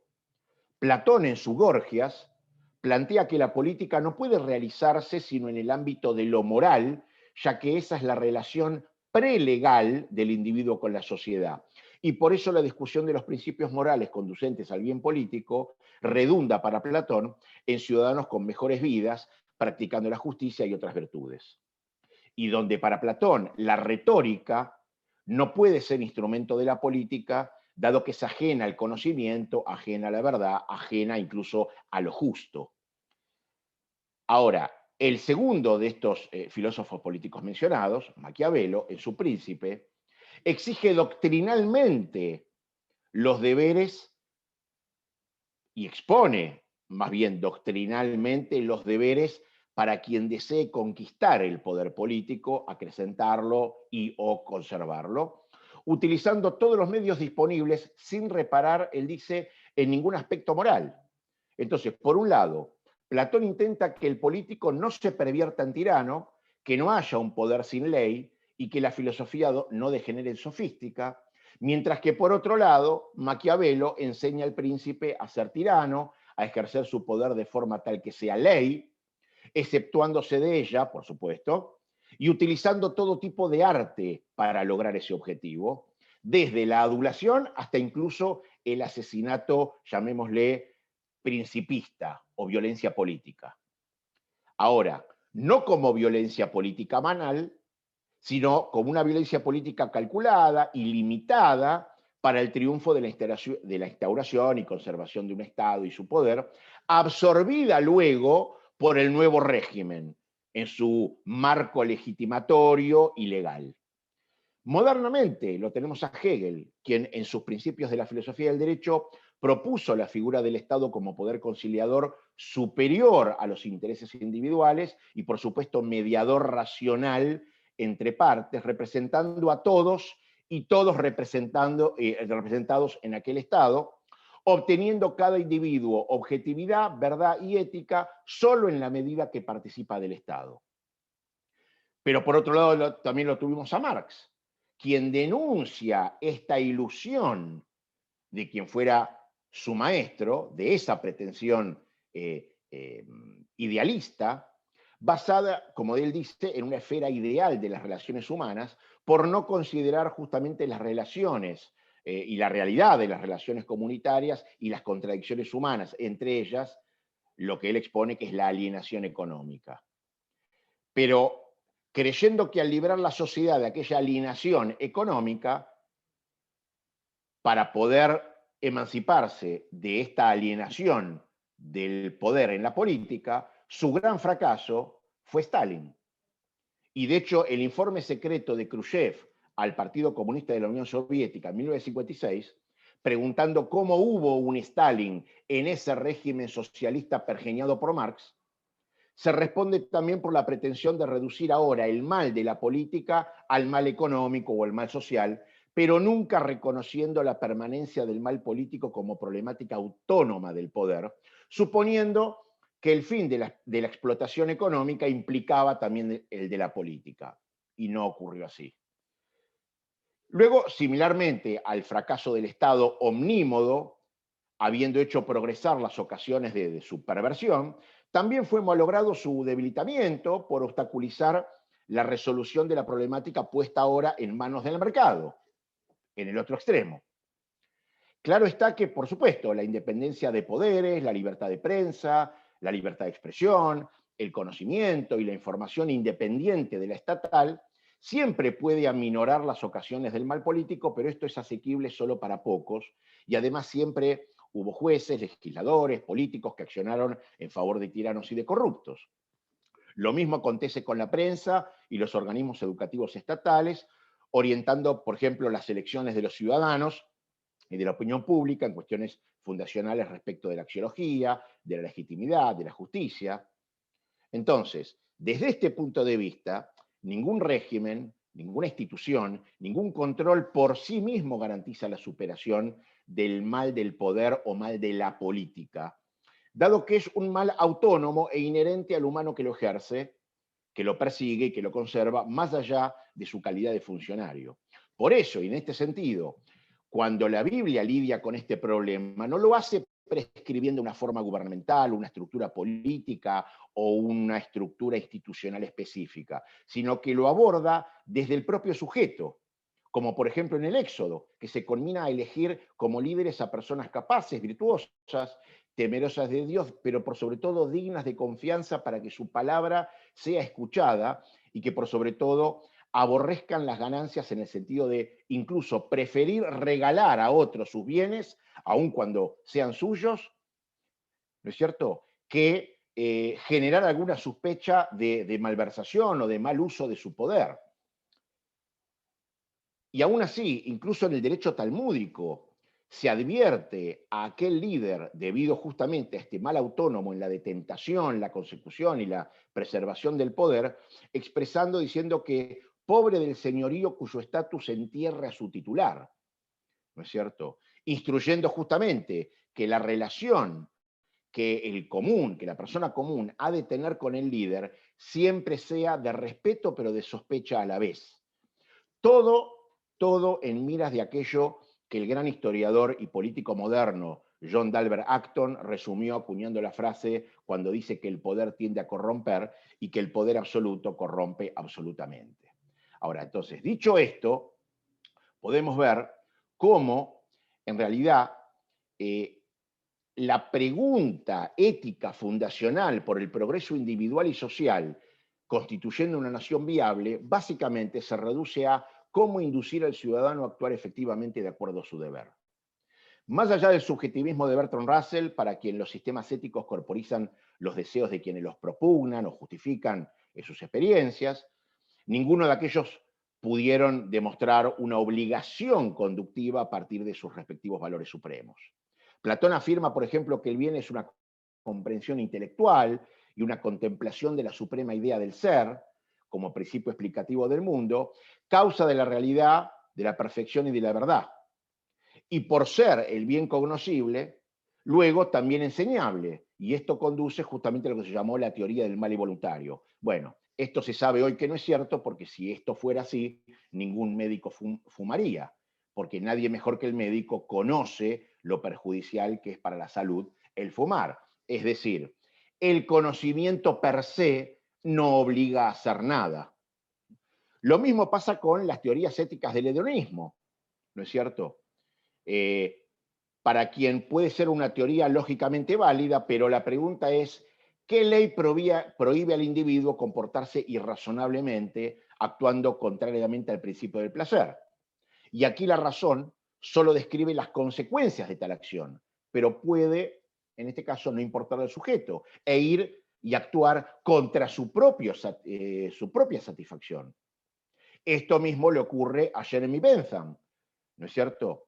Cuando él predica, como fundador del utilitarismo, que el interés de la comunidad es el de los individuos que la constituyen y el principio de máxima felicidad es el de la utilidad para aquella sociedad y por ende para estos individuos, ¿no es cierto? Proporcionando así la norma de lo correcto.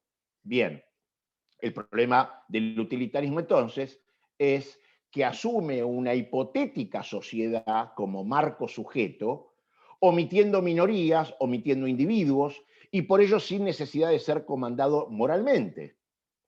Es decir, el utilitarismo así se conformaría en una teoría política igualitaria en relación al feudalismo, pero no una teoría moral. Bueno, similarmente podemos nombrarlo a Rousseau, a Hobbes, a George Moore, ¿no es cierto?, con el innatismo ético, con el intuicionismo ético, por sobre todo de George Moore, ¿no es cierto?, y con todas sus fallas.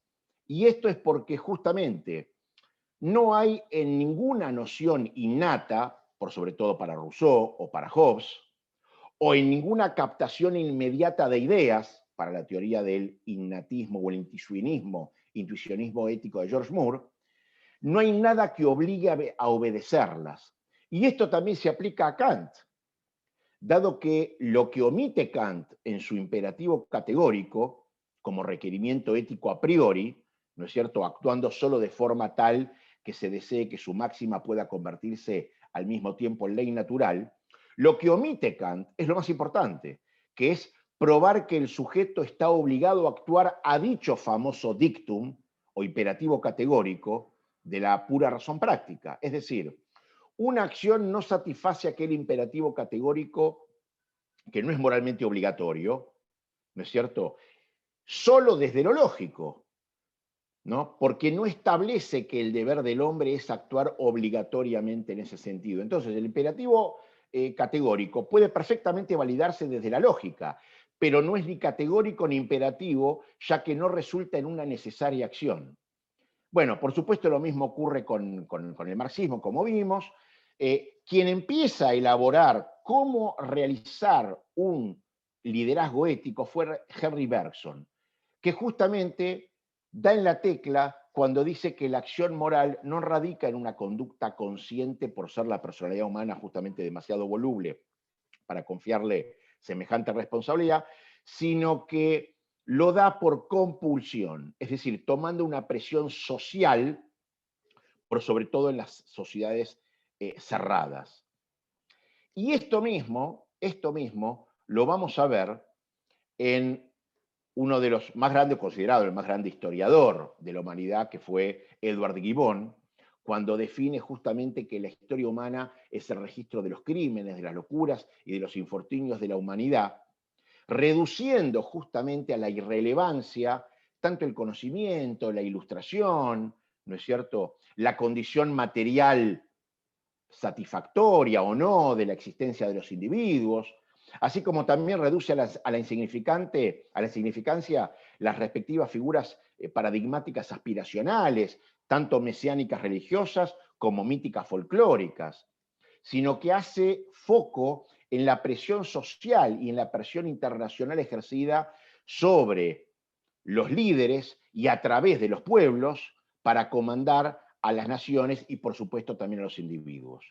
Ahora, y acá sí tenemos tanto al mayor legislador en el judaísmo, que fue Maimónides, como uno de los más importantes pensadores del cristianismo, que fue Blas Pascal, quienes respectivamente en mundos tan distantes como sus épocas de vida, separados por 450 años, afirmaron igualmente que tanto lo justo como lo recto no lo son en sí por la sola razón, sino por el hecho de ser aceptados, siendo esta aceptación de estos mínimos postulados conductivos el fundamento de su autoridad.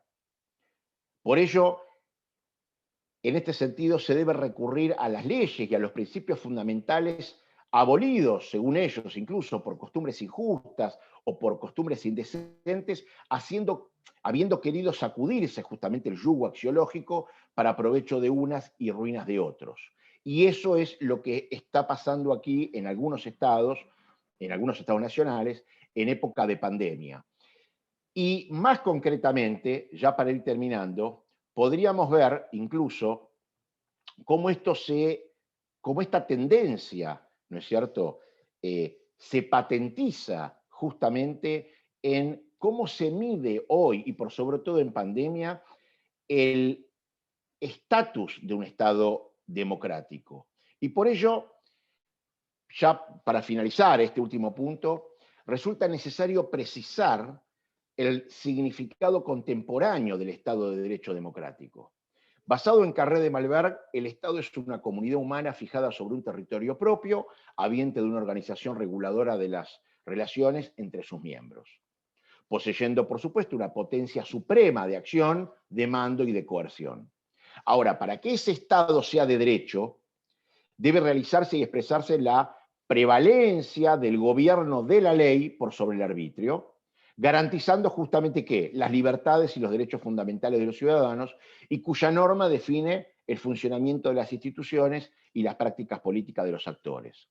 Entonces, cuando ese Estado de Derecho es democrático, lo que brinda, como indica Carlos Nino, uno de los más importantes juristas de la Argentina, brinda los espacios y procedimientos legítimos para la libre confrontación de proyectos o de programas políticos, abierto al pluralismo y donde la decisión colectiva o las decisiones colectivas son adoptadas por la ciudadanía mediante mecanismos de participación directa o indirecta que confieren legitimidad a sus representantes. Es decir, básicamente, y como los filósofos políticos afirman, un Estado de Derecho democrático en estos términos es una conquista civilizatoria del pensamiento, pero por sobre todo de la acción política.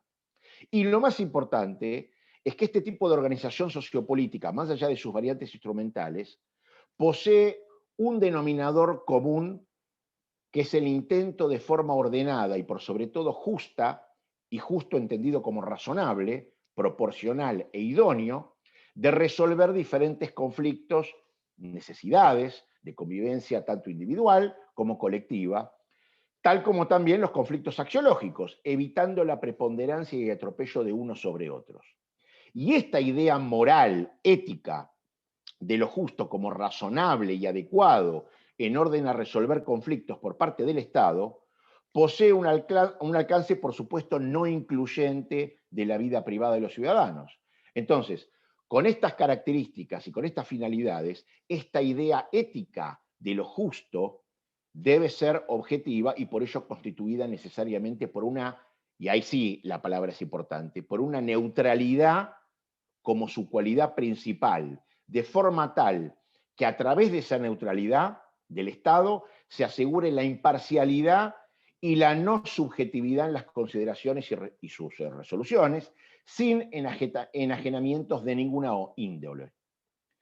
Tal como es posible observar ya desde Aristóteles, pasando por Maimónides, pasando por Tomás de Aquino, modernamente por John Rawls, como la razón pública, o por John Finnis, como el compromiso con la razón práctica, esta idea y principio de neutralidad o de neutral razonabilidad para las decisiones de acción pública resulta justamente en la objetivación de al menos 3 variables que hoy no se estarían cumpliendo, que es la idoneidad, donde se evalúa si el fin perseguido es legítimo considerando luego la adecuación del medio propuesto, la necesidad, valorando si la medida determinada es la menos restringente de toda otra igualmente eficaz para lograr la finalidad propuesta, y por último la proporcionalidad, donde se evalúa si la medida a tomar guarda una admisible relación entre las demandas generadas en los ciudadanos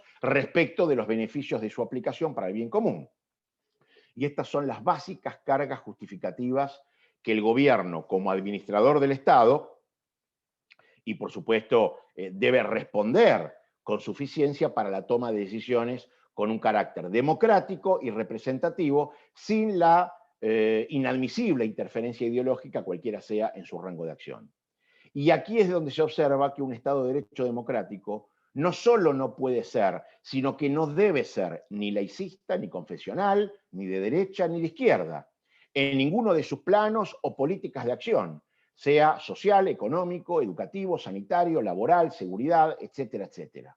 Por lo contrario, el gobierno o administración de turno puede tener tendencias ideológicas u otras, por supuesto, pero manteniéndolas restringidas a su propia dimensión y alcance, sin que influyan o se reflejen en los planos propios de un Estado de Derecho democrático, los cuales deben ser neutrales para así cumplir con la función y la responsabilidad que le compete para toda su ciudadanía. Por ello, si bien al individuo le asisten las libertades y los derechos para sus subjetivas decisiones, cuando se trata de medidas colectivas o de orden público, deben ser consideradas y resueltas por los representantes, pero no con la exclusiva lógica legitimadora mediante la mayoría de votos, sino con la premisa de lo justo en los términos ya mencionados, para evitar arbitrariedades y que las resoluciones no beneficien solo a un sector, por mayoritario que sea. Luego, y en función de estos términos, lo que debe considerarse siempre es que la base democrática radica en el deber de igualdad por sobre todo en los derechos básicos, porque de lo contrario, cuando se restrinja alguno de estos o haya alguna desigualdad resultando en alguna decisión, deberá argumentarse con suficiencia mediante el mismo criterio de lo justo en los términos ya expuestos. Por ejemplo, el caso de la privación de la libertad a un sujeto cuando éste por su accionar ponga en peligro los derechos básicos de otros sujetos es una dimensión que por supuesto debe maximizarse. Y aquí también lo importante es que el Estado y el gobierno no solo eviten interferir con los derechos básicos de sus ciudadanos, por sobre todo en épocas pandémicas, y que estos no interfieran, por supuesto, entre sí para sus respectivos cumplimientos, sino como demuestra Asa Kasher, es que el Estado, a través de su administración gubernamental, debe primariamente ocuparse de que cada ciudadano tenga la posibilidad fáctica de hacer uso de aquellos derechos. Por ejemplo, el derecho a la salud pública o el derecho a la salud obliga al Estado y al gobierno no solo a no interferir con el ciudadano que quiera acceder a los centros de atención, a los medicamentos, a las vacunas, en este caso particular, sino que debe ocuparse en que efectivamente el ciudadano pueda realizarlo. Similarmente con el derecho a la educación, a la seguridad, donde además de no obstaculizar el acceso a estos servicios, debe garantizárselos en tiempo y forma. En consecuencia, no existen los derechos básicos tan predicados por los líderes de turno cuando en realidad no se tiene la posibilidad de implementarlos. Y similarmente, la libertad solo existe cuando hay una base que posibilita la realización de la voluntad. Entonces, con esto en mente, muy fácilmente se puede analizar algunas de las muchas, y entre otras, medidas políticas que fueron tomadas como de salud pública en Argentina, basadas única y exclusivamente en criterios unidisciplinares, en este caso infectológicos, o políticos. Por ejemplo, las pantagruélicas e indiscriminadas cuarentenas, un año seguido el país que tuvo una cuarentena mayor en el mundo, la cuarentena más larga del mundo, que destrozó inútilmente una ya degradada situación social y económica, similarmente a la cancelación del ciclo lectivo escolar durante un año, sin ser considerada una actividad esencial como sí lo fueron otras de muchísima menor cuantía. ¿Provocando qué? Provocando una tragedia educativa, perdiendo aprendizajes, incrementando la desigualdad y agravando la deserción.